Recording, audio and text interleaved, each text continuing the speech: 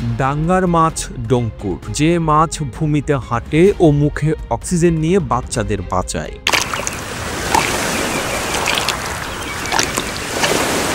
ডঙ্কুর হচ্ছে উপকূলীয় এলাকার কাদাভূমির অ্যাম্বাসেডর বা প্রতিনিধি। কোনো কাদাভূমিতে ডঙ্কুরে দেখা গেলে বুঝে নিতে হবে যে ওই কাদাভূমি এবং এর পরিবেশ ভালো আছে।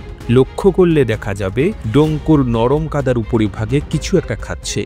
মাথা এদিক ওদিক করে আস্তে আস্তে একদিক থেকে অন্যদিকে এগিয়ে যেতে থাকে। এরা মুখ দিয়ে কাদার ভাগে জন্মানো অতি ক্ষুদ্র আকৃতির শৈবাল খায়।